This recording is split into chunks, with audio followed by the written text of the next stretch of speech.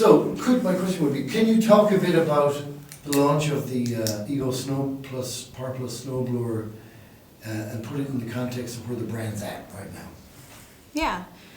So the great thing about Ego is that the products are actually amazing and fantastic and are pretty disruptive as it relates to the categories that they play in. Like, whoever thought that we'd be able to replace a lawnmower with something that's battery powered? I mean, it's pretty phenomenal that the technology has evolved to that extent.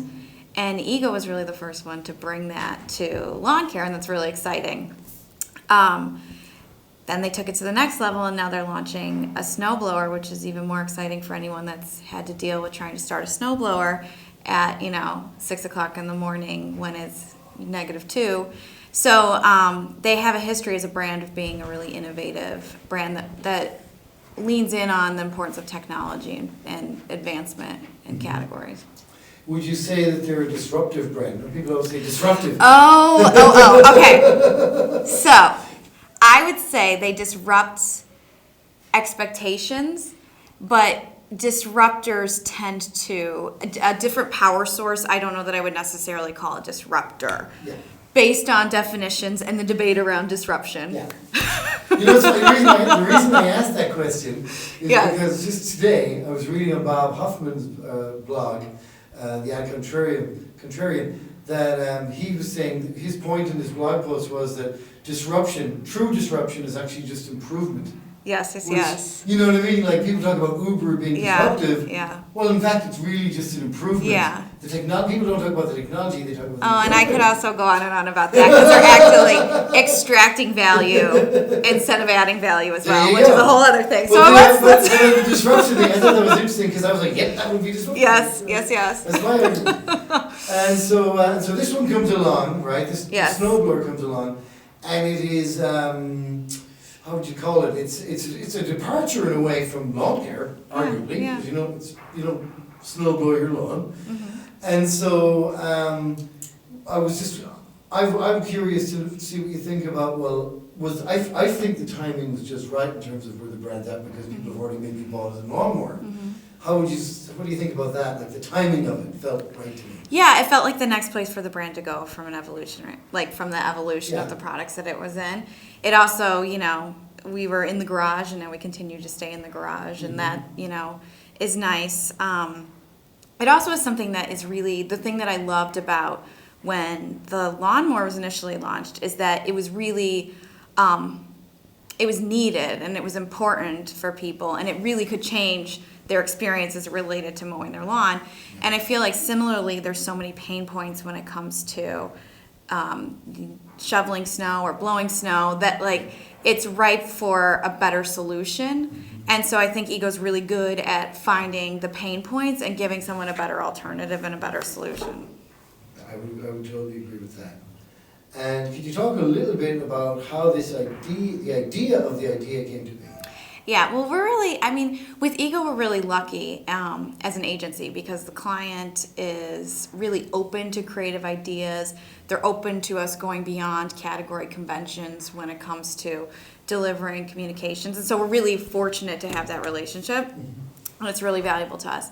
I think the thing that was unique to this project is it didn't necessarily even come out of them giving us a brief and saying, like, this is what we want to do, and we want to be on TV, and we're going to have X, Y, and Z, and here's the media plan already laid out. We were just sort of sitting around as a team and saying, like, this is such a great product. We need to tell people about this. Like, if we have a huge opportunity here, just based on our own personal excitement, to do something really fun. If you look at anything else and any other player in the category, they tend to have, a man in a flannel in the backyard mowing their lawn. And quite frankly, it's just not very interesting. And in general, when you're talking about like chores, people don't often like to see on TV the chores that they have to do. Like, oh, great, I want to see someone vacuuming. Great. So we've always really pushed ourselves in terms of, like, how can we put what is essentially a chore into a context that's really visually interesting and fun to look at. And also that brings to life the power of this machine, because it is something that you almost have to sort of like see it to believe it. And it's hard to communicate without physically doing it. So we tend to do things that elevate the sort of level of our torture test, so to speak, so that way these demonstrations can bring to life how unique this product really is. First question. The Antarctica is a notoriously difficult place to get to. How did you get to the Antarctica? Well, it started with actually your friend Richard Donovan, who is going down there for an ice marathon. So they run, what is it? How long is the marathon? 12K? 20K? 42 kilometers. 42 kilometers. 26.2 miles. Yeah. Or 26.2 miles. I'm obviously not a runner. So we tacked on with these guys. It was 50 of them going down there, and we tacked on with them to jump on the trip to Antarctica. They have all the logistics planned out, and it worked out. So we started from Chicago. Then we went to Miami. We were supposed to go to Dallas, but that got canceled. Which was kind of the theme of the trip. Flights canceling. It was a disaster, yeah. So we went like Chicago to Miami to Santiago in Chile, then down to Punta Arenas, which is the southernmost town in Chile and maybe one of the ones in the world. But that's like, we had to make our own way there, and then we joined this large group of 50 runners who had a flight chartered out to Union Glacier then. So we were in Patagonia then, and then from there we were going to Antarctica on a Russian Aleutian jet, which is like a 60s or 70s Russian cargo jet. They can hold tanks and stuff. In our case, it was holding new toilets and our new all our gear. Yeah. New portaloos for the guys in Antarctica. For the camp, yeah. Well, they were brand new, right? That was the whole point. They were brand new, yeah. And then they took out the old ones when we left. Yeah. All right. We had an unveiling.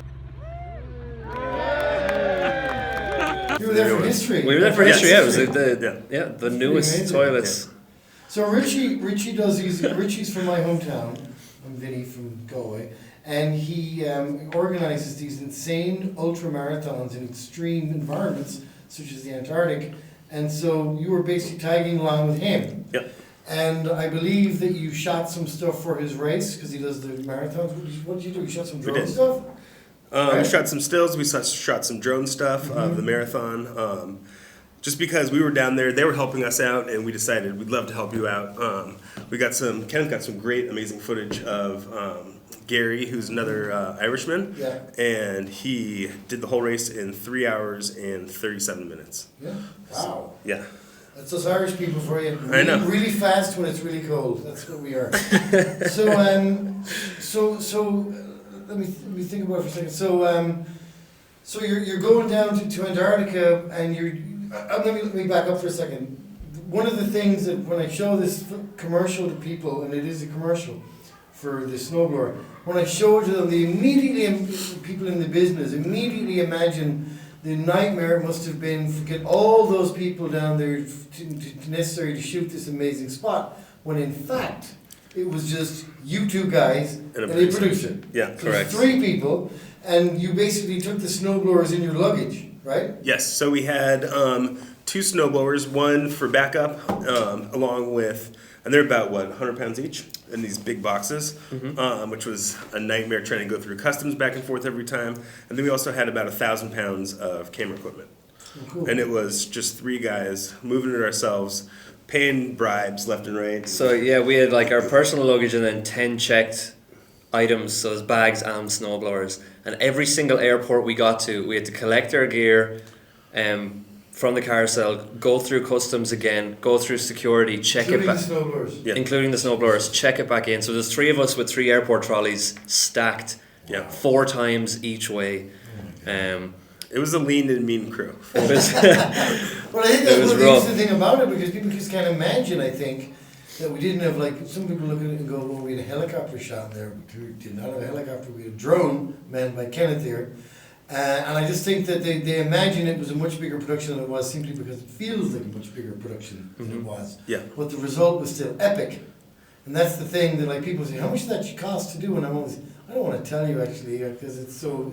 It's so. You don't want to. Oh, people doing this. Imagine we can pull this off anytime we want. Yeah. This was a very specific set of circumstances. Very special as well. And if I could just take you down memory lane, a week before this was ready, we were supposed to travel to Antarctica. That we were dealt with the news that we couldn't bring the battery size necessary through the airport system because of airport regulations about lithium ion and concern with Samsung 7 like disaster scenarios. When in fact part of the appeal of this brand is how well designed the batteries are and how that's the core of the technology, right? Well, the base of this idea too is to take an eco-friendly tool, our snowblower for that case, that uses batteries. It doesn't use gas powered or anything, And we tacked on this trip onto someone that was already going, and we sat in the jumper seats. We were squeezed in there. So this was probably the greenest production I've ever been on. But it was also probably one of the most demanding and most fun, I would say. Definitely fun, but hugely physically demanding. Yeah. We have finally arrived at our hotel destination in Punta Arenas after, I think it was between 28, 29 hours straight travel since we left the office. From like the travel aspect and then to getting there. I mean, we slept on tents On ice Yeah. for 4 days and 4 nights. This is the money shot. Every morning, this is what we come out to.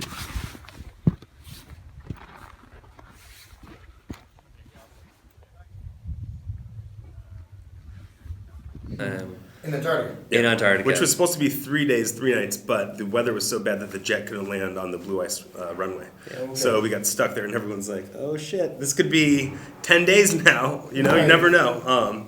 One of the friends that we met there, we became friends with, Francisco Amato, another shooter. So he's been down there before to shoot this ice marathon, and he was like, "Oh man, this is how it begins. This is how it begins." He's like, "It could be 10 days." I think 8 days maybe he got stuck before. Eight could have been there for Eight additional Yeah. days of delay because of the weather, Jesus. That Um, must have been no fun. So, before I forget though, I wanted to bring up this question, Yep. which I was leading to, which was a week before the shoot, or supposed to leave for the shoot. We were having trouble because we couldn't get the batteries on planes, right? Yep. And the American Airlines, I think it was the American Airlines regulations prohibited batteries of this strength basically being Yeah. brought on planes. And we were staring at this problem like it's insoluble. We're going to have to just CGI the whole thing. And then Jared here, no less, took out the FAA regulations and discovered that we were actually cool to go. It was just the American Airlines regulations were different from FAA. Yeah. And all we had to do was apply for the paperwork to get the batteries down there. Isn't that right? Yes. So the batteries that the snowblower typically uses are a little bit bigger. I think they were 250 grams of lithium ion, and the ones that are allowed, and it's 2 per person, are 112 grams or something, and I think ours were 106 grams. So we split up the batteries, got through everything, no problem. The only hiccup was one guy said to Seth, our producer, he's like, "Oh, ego, cool." He's like, "I'm a Ryobi guy," and then we were like, "All right, see you, buddy." But that was the only trouble with the batteries. That's amazing. Yeah. That's amazing. So and so obviously before you have to go for this to go to the Antarctica, you got to prepare. Can you tell us a little bit about how you prepared materially and physically, whatever? About some Nicorette. No, I think there was different aspects to it. So we had to prepare our personal gear, which is like, what do you wear? We would be maybe prepared for Midwest winters here, but what do people wear in Antarctica? So we went to REI. Hey guys, this is me blowing some snow. Blah, blah, blah, blah, blah, blah, blah. Let's see how it looks. I don't know. Come on, buddy. Don't be shy. So these might be they might be a little tight. Yeah. And stocked up, and even that in itself, we thought, we'll go in for a half hour, we have a list of what we need, it'll be a quick in and out. Right. Everything we picked up, we had a guy helping us around the store, and he goes, no, that won't do, won't do. That's maybe fine if you're raking leaves in the fall, but where you're going, you need this stuff, and everything was industrial strength or extra, so that Imagine. That was a trip. You were trying on gloves, and he's like, "Oh, you're going like skiing or something?" He's like, "No, I'm going to Antarctica." And he looks at him dead on. He goes, "You're gonna die, man." Are we safe where we're going? You're never safe. And we were both like, "Oh shit." He was a character. Yeah, he's like, that rack is wrong. You got to come to the expedition section. Yeah. Expedition. This was an expedition. Yes. An expedition. So that was our personal stuff, and then we had our technical equipment. Yes. Which the majority of we rented from a house here in Chicago. Yep. Shout out to Keslos. Who are they? Keslow Camera Gear. Yeah. They do some really cool stuff, really big productions. The majority from those, but we also use some of my own personal equipment, so my drone and my audio gear. It's the night before. I'm in the office preparing the last few bits. What's the issue with our drone here? Our drone is polar white. So we got some lovely pink gaffer tape that we're going to put on it. The one thing that we had to make sure of was Antarctica is the whitest and brightest. There's sun 24/7, so we had to really focus on finding the right filters. Yeah. And that's not just for the big cameras, but also for the drone. Like, we had to get special filters. That was huge, yeah. Interesting. There was so much. Was it Shane that should do that, or was it? You just found out through. We knew about the polarized I filters. knew we needed for the and bigger these- cameras. Yeah. Then for the drone, I just did some testing the day before we left. And I wasn't getting the results I wanted here in Chicago, and so I did some research and found, geez, I need filters for this. Yeah. So luckily they had them in a Best Buy that we picked Really? up That's a hilarious. couple hours before we left. Best Buy comes to the rescue. Special drone filters, That is polarizing great. filters. That was great. I think for me, kind of the interesting thing for me as an ad person who's been on a million productions is A, how down to the wire everything was, B, so many things could have gone wrong, including something that did, like the customs strike in Chile. Yep. The customs guys were on strike, right? And all these things where I was like, yeah, I just don't see this happening ultimately for some reason. And the fact that it did for me was just a big relief, you know? Well, how was it for I'm you glad. guys? I mean, I'm just saying, like, but We were freaking out too. yeah, I hope you were, because you should have been. Yeah. I mean, on the travel there, like one of our flights got delayed. We're about to board our first flight to Dallas. Need to open the exit in an emergency. Okay, bad news. We sat on there for maybe 45 minutes and there was some sort of issue with lamination, something, I don't know. Seth, any comments? We have 3 seats saved for us on a flight to Miami. Oh, we're going to try this again. We're on the runway. We were like the last people on the plane. They held it up for us. Hopefully the camera gear gets there.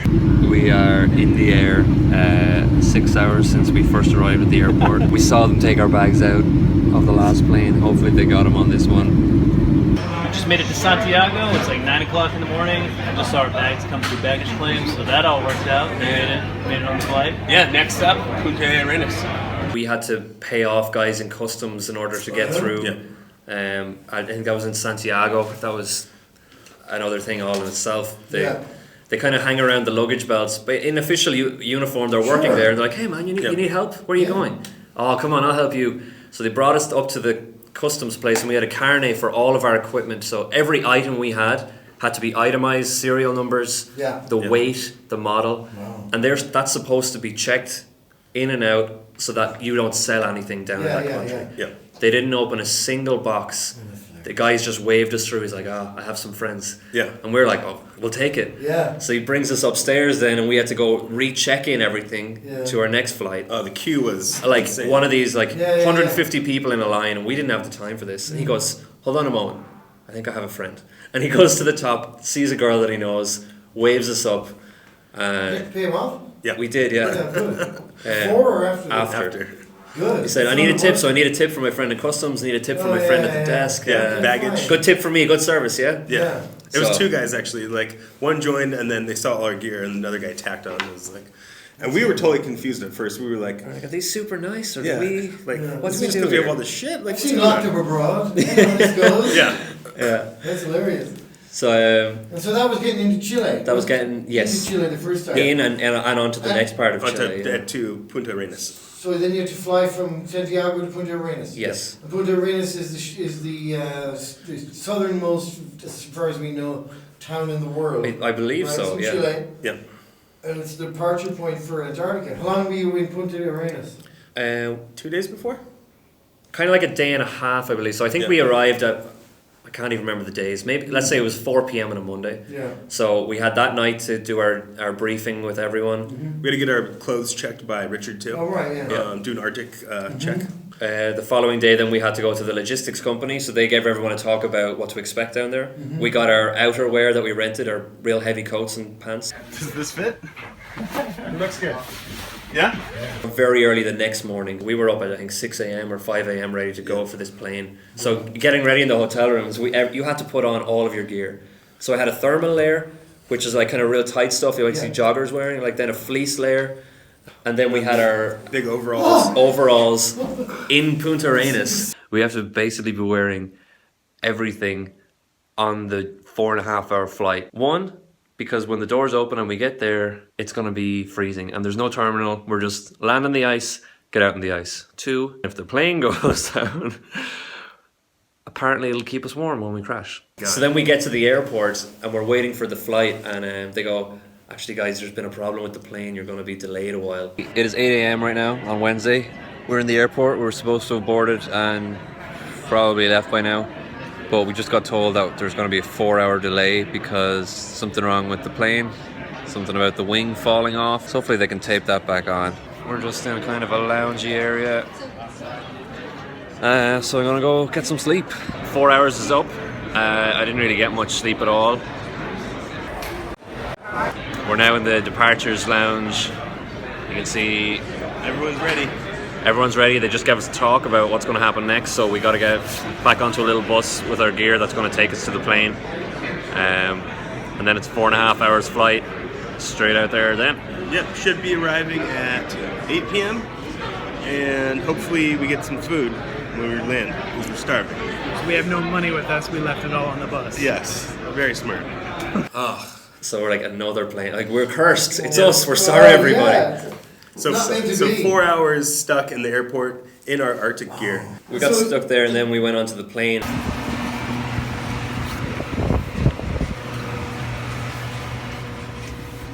Hi there. Hello.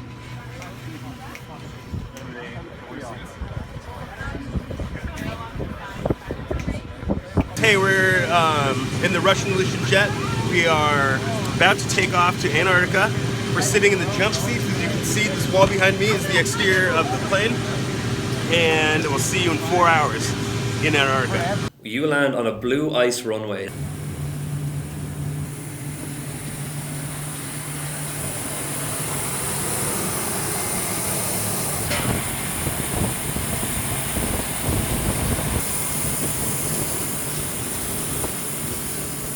We're here in Antarctica, the coldest, windiest, driest, and highest place on Earth. It's crazy. I mean, you get there and there's nothing. You can actually see it on Google Earth. Yep. Whenever that photo would happen to be taken, there's a small strip of just blue. If you put in the coordinates, Wow. and it's just, you get there and it's just this smooth, crisp ice, Yeah. and the plane gets on and it just slides. And it wasn't a rough landing. It was No. Yeah. pretty For normal. how windy it was too when we got off the plane. Yeah. Like a lot of the times it's like there's a lot of crosswinds there, so that's hard for the plane to land. But it was super smooth. But when we got off the plane though, it like hit you like a wall. Wind hits you, you have to hold on to your hands. really? And they're Oh, like yeah. saying, everyone hold on to your stuff because Really? you'll lose it. It'll be It's gone. so windy. So Oh, yeah. windy. Wow. And there's only one porta-cabin, like 100 yards off the runway. So it's not as if you get in, you go through the airport, Yeah. security, get a coffee. Yeah. It's like, it's not like that at all. if you're freezing your ass off, step inside this building until we've got a ride to the camp for you. Yeah. But Wow. And so I've seen this camp, and it's in the spot actually, aren't there? There's Yep. a shot of many tents. Yes. Mhm. That's the camp. that's the camp. That's Union Glacier Camp, right? And if you look in the film, they're all like very equidistant apart, which I'm sure serves some survival purposes. They actually coordinate them out GPS wise, so Yeah. they know where to put them back. Because the camp's only open for 3 months of the year, Okay. and then once they close it, it's all coordinated. So like those ice patches are still there, and so they plot them out very neat. So who is in these? So is it just runners in these tents? Is that what you're saying? It was It's 2 people 50-50, yeah. per tent. Seth actually he tented up with all the gear, so Yeah, there's two sides to the camp. So there's smaller tents that are for all the staff. ALE has about 50 staff on their roster. I don't know if all 50 of them are in that camp. Some are back in Punta Arenas. Yeah. But they have their own section. And then we've got the larger clam tents, which are 2-man tents. Yeah. That, Which are about the size of that we bunk in. this table. Probably the size of the table. So, yeah. I'm here with a small space, and then Jared's in the next one. Wow. Yeah. And so is there places to eat and stuff like There's that? there's one kind of larger mess hall or dining hall. It's the only heated spot in the camp. And I think the heat only goes up to, it was probably like 40 or 50 in there, because everyone's still wearing their gear. But And so you're there. You arrive there. It's strange, I'm guessing. it's like going to the moon. Like, the craziest thing was, so we were at base camp, and there's this big mountain. It's called the Ellsworth mountain range, and it looks like you could walk up to it in about 5 minutes. Let alone it was 2 kilometers away. 2 kilometers is the base of it, but it doesn't. There's no buildings, there's no trees. Yeah. You have nothing to judge perspective or distance on. So things that you would assume are a lot closer are not at all. Very Oh, distant. really? How far away was it? It was 2.1 because I flew my 1 drone. kilometers. Yeah. Yeah, I flew my drone to it, and I felt like I was flying forever. It just looked like a static Not getting image. any closer. Wow. Yeah. That's crazy. Yeah. Because I tell you, can I bring up this? It's a good point. My knowledge of Antarctica is coming in here, handy here. Is that the difference? One of the principal differences between the Arctic and the Antarctic is that the Arctic, it doesn't have any land. It's just basically frozen sea, right? It's just ice. Whereas the Antarctic is land with mountains and stuff like that. And one of the reason that the name Arctic gets its name is from bears, because it's got polar bears. Yep. And Antarctic means in Latin no bears, basically. This is true. So there's there you go. No bears. Sorry, it's a little side. No, it's all your. Which was good You because cut that out. Yeah. But so you're there. You've got your stuff. You're starting to think about how we're going to ship this thing. How does that go?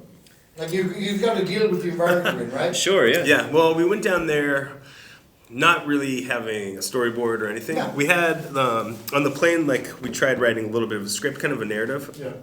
The voiceover kind of helped us determine what shots were going to be done and if we could get them. So the first day we got there, we tried shooting, and it was totally overcast. And when it gets overcast like that, like, it just whites out. Like, the shadows where you're walking, you can't even see. Like, there could be, like, I don't know, say like a 6-inch divot, and it just looks totally flat just because the sun kind of casts this haze over everything. So we got there in the afternoon, like 4 or 5 p.m., and everyone settles in. You get shown your tent, you get a little kind of orientation around the camp, and then we were going to set up the camera to film the plane flying back overhead. Yeah. So we waited maybe an hour, and then someone goes, "Oh no, you're looking for the plane. Oh, you missed it. It's already gone." So it was an hour of just beauty, you know. It was perfect weather because that's how we were able to land. Yeah. It turns on a dime though on you. Yeah, just like that, this cloud cover, you can almost see it moving towards you, comes over, and that stayed for that night and the next 2 days. Yeah.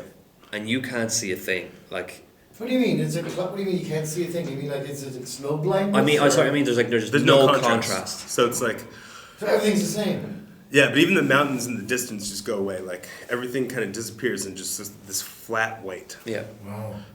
It's almost like there's a huge diffuser over the sun. yeah.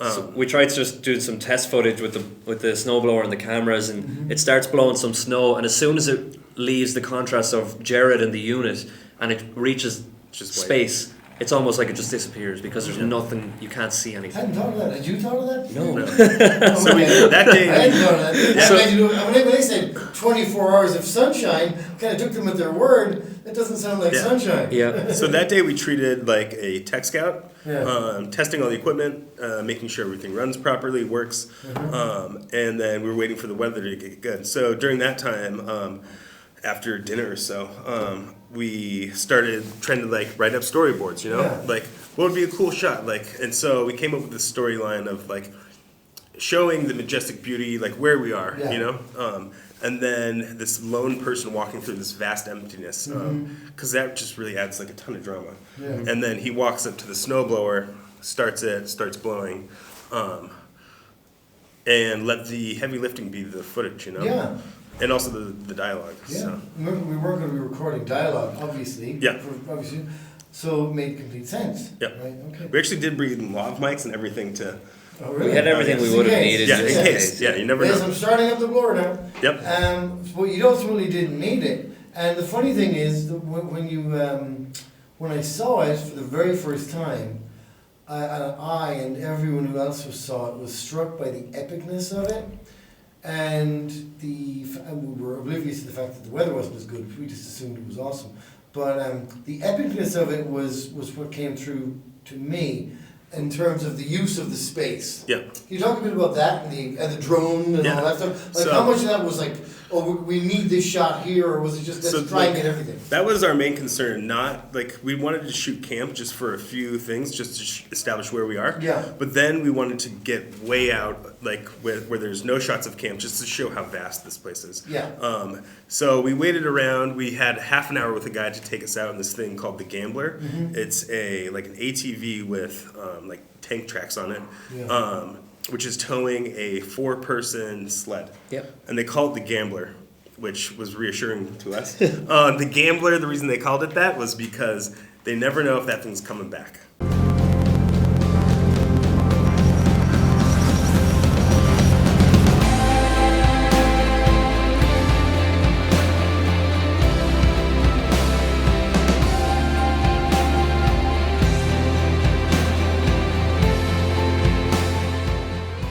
We go out there, we have half an hour, the weather's pretty good. And then we want the shot where it's like that lone person walking, you know? Yeah. And we're on a glacier too, where there's crevasses everywhere. And like the roads are marked off, like everywhere's clearly marked off where it is safe to step. Yeah. Step outside that, you could die. Yeah. Fall through the ice. And so there's this Literally. like off the road, like in the middle of nowhere. I'm like, can I walk out there? And he's like, yeah, I think so. Yeah, give it a shot. And I'm like, how far should I go? And he's like, I wouldn't go more than a mile. So Who said this? this was The guy- The guy who drove us out. the guy who drove us there. Yeah. So I trudge out there and I'm just like, all right, guys. And it's like, Kenneth is trying to direct me, like screaming at me, flying the drone too. But we got all those shots. Yeah. We got it. And that was where you got those walking shots. Yeah. That was all the walking Oh, scene. really? Yeah. Yes. So I walked out into nothingness. God, that's hilarious because that's the one shot that looks really planned and orchestrated to me. One shot, one take. That's Yeah. hilarious. Jared went out, walked, and it was just one take of some really smooth stuff, and then on the way back in, just changed the angle of the camera to get the overhead. Yeah. And we were really tight on time. The winds were, but from a drone flying perspective, like as soon as you get a little bit off the ground, the winds are going yeah. crazy. So And leaving camp too, the winds howl like Yeah. like I'd say 20% more. Really? Yeah. So yeah, conditions were not ideal, but Yeah. I mean, so that's where you got that one. that's where we got that. Yeah. But we would have wanted to be out there, A full day. alone for 4 hours, 5 hours. So that shot. So the and then you had the snowblower with you. Yeah, so I dragged that thing all the way out there. And we're talking millions of years of ice I'm about to try to snowblow, Yeah. you know? So the first pass, it was like, I would get like, I would say Because- 2 feet, 2 steps. And it would hit just like, Ice, packed ice. oh man. Like it was like pushing it against a wall. Yeah. I mean, and you're sweating, you're dying out there. Also, I'm freezing because he's wearing his big Arctic coat, and we bought this green and black Patagonia. What do you call it? It was like a windbreaker, Yeah, I know, so that yeah. it was on brand. The So colours. yeah, so we looked like we were on brand, and it didn't fit over my Arctic coat. So all I had underneath that was a fleece and a wool Ooh. shirt. So it started to get cold pretty quick. Yeah, I can imagine. Yeah. And the good thing is that ultimately the whole point of this was to prove that this snowblower, unlike every other gas snowblower, will start first time every time anywhere. Yeah. So how apprehensive were you about that part of it? Given that I don't know what told us about. I was worried because when we pulled our cell phones out when we got there, they immediately died. The drones Lovely. batteries had to be warmed up. The camera batteries, we had to sleep with batteries. In I the tents. slept with my laptop in my sleeping bag and several other batteries, camera batteries, drone batteries, Keep them warm. to Yeah. keep them warm. Yeah. So once it hits the cold, it happened on my phone when we got back to Chicago. Actually, it's not just Yeah. an Antarctic thing, but the cold kind of freezes the cell. It doesn't kill it, but it freezes it, and then you try to turn it on. It says you need to charge, Yeah. Right. and then when you do charge it, immediately you're back to the Warms up, percentage that you yeah. were at again. With the Ego So- batteries, though, we did not have to keep them warm, and they fired up instantly. That's amazing. There was no issue with them whatsoever. But all the other things were smaller camera batteries or phones, Yeah, you can imagine. and they were more affected. Yeah, which I think is that's sort of the. I mean, I wasn't as familiar with the nitty gritty of the battery technology until I had to be as we were Until getting you had closer to, to yeah. Antarctica. And I was like, we were all becoming experts at taking them apart and doing all that stuff. But it ultimately worked. And so, at what point if you're in that situation, this is for like film buffs only maybe, but at what point do you ever go, we're done, or you just go, we're out of time? You know what? Was it more like that? We were out of time Yeah. the first session. We only had 30 minutes using this guy and this vehicle, and they had to go back. Okay. And we got back, and You only 30 what? 30 minutes So you only had 30 minutes of what? Ice time? of time out in the vastness. Out in this Really? yeah. Wow. I was like, we got back. Yeah, that's true. You were limited. We got back. We needed still, I would say, a couple more hours of shooting time. So we waited a few hours, and then another guide was like, "I'll take you out." And Okay. Two of our friends that we met there. So Yeah. Francisco, who was and Igor were the dedicated videographers for the race, Okay. and they were shooting with different cameras and had been shooting some cool stuff over the days. And I saw some of it, some really nice slow-mo action, and I was like, "That's what I want. Like that's some Can I get amazing. some of that? That's they amazing actually stuff." they used the snowblowers to shoot their own stuff because they wanted stuff of the runners running through the snow slow motion. Oh, really? So They it was. blew the snow. Oh, yeah. Yeah, so Yeah. we kind of watched back their footage of just playing around, and I was like, this is it. Yeah. I need a couple more shots of Jared, and I'd love to shoot it like this. So Yeah. Igor came out with this. Igor shot some of those scenes, and I directed them, and we just set it up the way we wanted, and everything was one take. Yeah. Like we didn't have time. So our first session with the drone was 30 minutes, and then this guy gave us an hour. Yeah. Plus, just Um, resetting to blow the snow. Between each scene, we're jumping up and down, trying to make compact mounds and stuff. Yeah. Something that we can get a really good shoot from. Yeah. We had no shovels or anything with Yeah. us, just our Next time, bring shovels Our to feet. Antarctica. How about Yeah. that? That's crazy. And so all that was like that desperately shot. Yeah. Even all the since the light was so good there, we shot all the tight shots too at that moment also. Okay. That was good. Just so we don't Good idea. even so we didn't have any background a tent in the background. We want the majestic mountains. Yeah.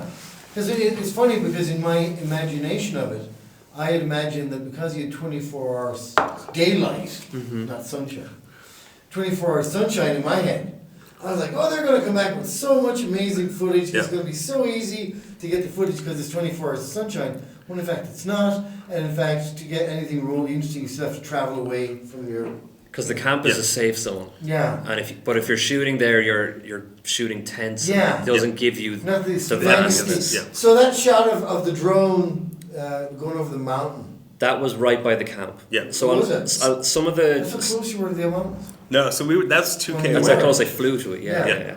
So we flew over and up above the top of that one. Yeah, that looked great. And once the drone gets, I'd say I don't know, a kilometer away, it disappears. So you can't see it anymore. First Yeah. of all, it's gone Sure, from your yeah. eyesight.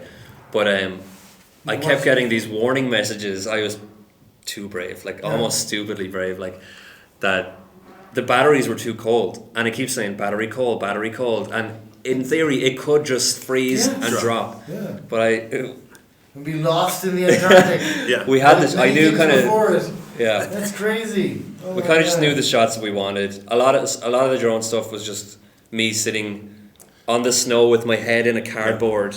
Okay, we had to whole- fashion our own stuff. What is your abiding, enduring memory or feeling about this whole expedition?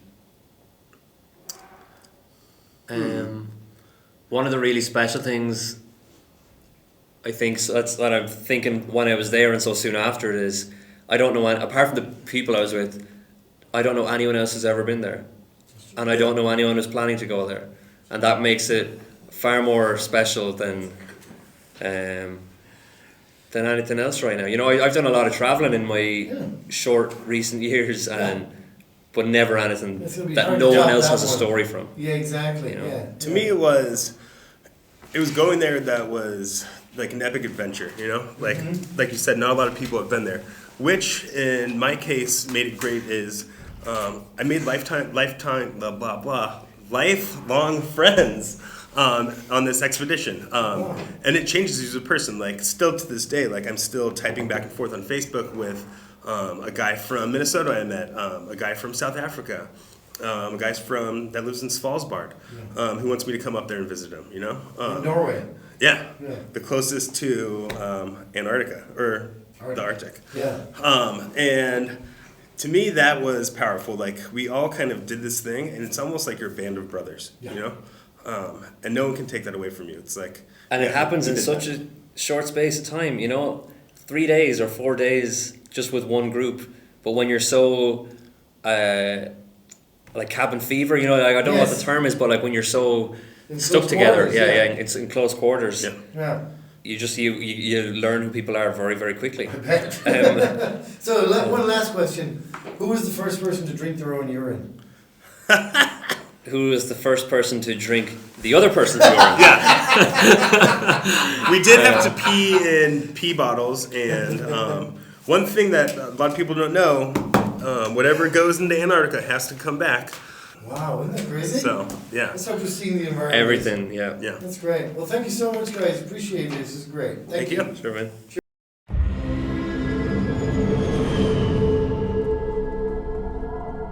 This is Antarctica. The coldest, windiest, most hostile environment on Earth.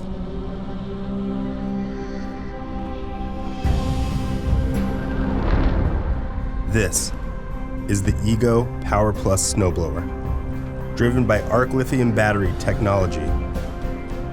It starts the first time, every time, everywhere.